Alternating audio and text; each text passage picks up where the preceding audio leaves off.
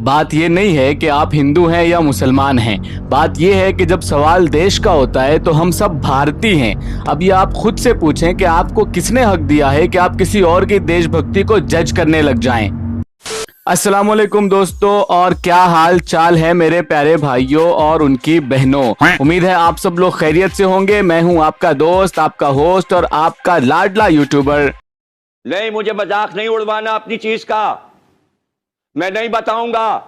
यारों, सबसे पहले तो आप सभी को इंडिपेंडेंस डे यानी यौम आज़ादी की बहुत बहुत मुबारकबाद, क्योंकि 15 अगस्त 1947 ही वो दिन था जब हमारा भारत जालिम अंग्रेजों की नापाक गुलामी से आज़ाद हुआ था और दुनिया के माथे पर अपनी बहादुरी और वीरता का सिक्का लगा दिया था। खुदा करे हमारा देश हमेशा हमेशा सलामत रहे। मगर अब सवाल ये है कि क्या वाकई हमारा देश आज़ाद है, और आज हम इसी पर चर्चा करेंगे। तो आओ यारो, कत्ले उश्शाक में अब देर है क्या, बिस्मिल्लाह। दोस्तों, हमें पता है कि अब हम आजाद भारत की आजाद हवाओं में सांस लेते हैं, मगर आपने कभी सोचा है कि देश आजाद कैसे हुआ था? कैसे हमारे जवानों ने अपनी जानों का बलिदान दिया था, कैसे हमारे बड़ों ने गोरों को धूल चटाई थी, और कैसे हमारे देश की औरतों ने जुल्म के खिलाफ आवाज उठाई थी। और शायद उन्हीं कुर्बानियों का नतीजा था कि आज हमारा भारत सारी दुनिया में इज्जत की नजर से देखा जाता है। मगर मगर मगर मगर भाई, ऐसे कैसे पॉसिबल है कि इस टॉपिक पर भी गंदी राजनीति ना हो? जो दो कौड़ी का मीडिया किसी के आम खाने का तरीका भी ब्रेकिंग न्यूज बना देता है, भला वो इस मौके पर अपना एजेंडा कैसे छोड़ सकता है? इसलिए शायद भारत की आजादी एक ऐसा टॉपिक है जिस पर सबसे ज्यादा हिंदू मुस्लिम किया जाता है और भोले भाले लोगों के दिलों में नफरत का जहर भर दिया जाता है। कभी आपने इस बात पर गौर किया है कि आप तक जो बातें न्यूज बनकर पहुंच रही है उसका माध्यम सच्चा है या नहीं? या आप सिर्फ आंखें बंद करके अपने दिमाग में नफरती मीडिया की सारी बातें उतारते जाते हैं? हमारे भारत की आजादी से लेकर अब तक जिस तरह इन नफरती कीड़ों ने मुसलमानों को टारगेट बनाया है, तो क्या आपको लगता नहीं कि उनकी नीयत में कुछ ना कुछ फितूर जरूर है? मुसलमान आतंकवादी हैं, मुसलमान जिहादी हैं, मुसलमान भारत से प्यार नहीं करते, मुसलमान देश के गद्दार हैं। दिल पर हाथ रखकर बताइए कि आपने ये सारे जुमले कभी किसी और कम्युनिटी के लिए सुने हैं? नहीं ना। तो आखिर क्या वजह है कि एक ही कम्युनिटी को टारगेट करके पूरा जोर लगाकर डिफेम किया जा रहा है? तो यारों, बात ऐसी है कि जब बराबरी नहीं हो पाती तो लोग बुराई करना शुरू कर देते हैं, और फिर हमारे देश की राजनीति और गोदी मीडिया तो है ही मसाला डालने के लिए। एक बात मैं दावे के साथ कह सकता हूं कि भारत से जितना प्यार मुसलमान करते हैं शायद ही कोई और करता होगा, क्योंकि एज अ रूलर पहले फ्रीडम फाइटर शहीद टीपू सुल्तान भी मुसलमान थे और आखिरी फ्रीडम फाइटर शहीद बहादुर शाह जफर भी मुसलमान थे। यानी अंग्रेजों के खिलाफ जंग शुरू भी मुसलमानों ने की थी और खत्म भी मुसलमानों ने की थी, और इसके बीच में हजारों मुसलमान भारत के नाम पर शहीद हुए।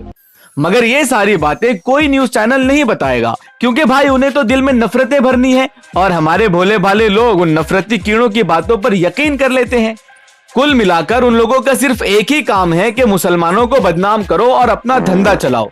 इसलिए उन लोगों ने मदरसों को भी टारगेट बनाया और बोला कि मदरसों में बम बनाए जाते हैं। मगर उन लोगों में यह बताने की हिम्मत नहीं है कि भारत के हर मदरसे में 26 जनवरी और 15 अगस्त को तिरंगा लहराया जाता है, राष्ट्रीय गीत पढ़ा जाता है, झंडे को सलामी दी जाती है। और ये वो सारे काम हैं जो वो लोग करते हैं जिनके दिल में अपने देश के लिए मोहब्बत होती है।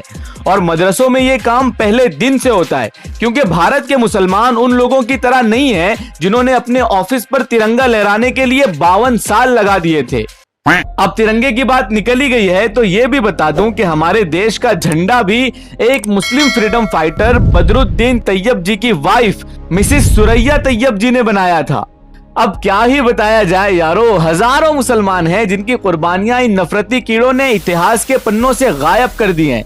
मौलाना हुसैन अहमद मदनी, मौलाना हसरत मोहानी, मौलाना मोहम्मद अली जौहर, मौलाना शौकत अली जौहर, मौलाना अबुल कलाम आजाद, खान अब्दुल गफ्फार खान, मौलाना अल्ताफ हुसैन हाली, बदरुद्दीन तैयब जी, फजले हक खैराबादी, मौलाना उबैदुल्ला सिंधी, मौलाना अहमदुल्ला शाह, सर सैयद अहमद खान और हजारों नाम हैं जिन्होंने अपने भारत के लिए अपना सब कुछ त्याग दिया था। अगर पूरी लिस्ट गिनाने जाऊं तो शायद 3-4 दिन लग जाएंगे। और एक मेन बात तो ये है कि उस वक्त के भारतीयों ने गोरों के खिलाफ 2 ऐसी मूवमेंट्स चलाई थी जिसने अंग्रेजों के पैर उखाड़ कर रख दिए थे। पहली मूवमेंट थी रेशमी रुमाल तहरीक, द सिल्कन लेटर्स मूवमेंट, जिसके फाउंडर थे मौलाना हुसैन अहमद मदनी। और दूसरी बड़ी तहरीक जो भारत के बच्चे बच्चे को पता है, जिसे हम क्विट इंडिया या साइमन गो बैक के नाम से जानते हैं, उसके फाउंडर थे यूसुफ मेहराली, यानी वो भी मुस्लिम। कोई माने या ना माने, मगर सच तो यही है कि शुरू से आखिर तक हम छाए हुए हैं। अगर किसी को पढ़ना लिखना आता होगा तो जाकर गूगल से पूछ लो और इस बात को अपने दिमाग में बिठा लो कि चमन में इख्तिलाते रंगो बू से बात बनती है। तुम ही तुम हो तो क्या तुम हो, हम ही हम हैं तो क्या हम हैं। और इतना सब कुछ करने के बाद भी ये 2 कौड़ी के लोग मुंह उठाकर आते हैं और हमें बोलते हैं कि पाकिस्तान जाओ। तो क्यों भाई, पाकिस्तान में तुम्हारी अम्मा की शादी है या तुम पाकिस्तान के ट्रैवल एजेंट हो? यार, जब बंटवारे के टाइम हमारे दादा परदादा नहीं गए तो हम क्यों जाएंगे? बंटवारे के टाइम हमने अपने भारत देश को चुना था, इसलिए तुम्हारी तरह हम इंडियन बाय चांस नहीं है बल्कि इंडियन बाय चॉइस है। एक बात कान खोलकर सुन लो कि हम भारत की मिट्टी में पैदा हुए और मरकर इसी मिट्टी में दफन भी हो जाएंगे। अब अगर तुम्हें हजम नहीं हो रहा होगा तो तुम चूरन खाओ। जय हिंद, जय भारत।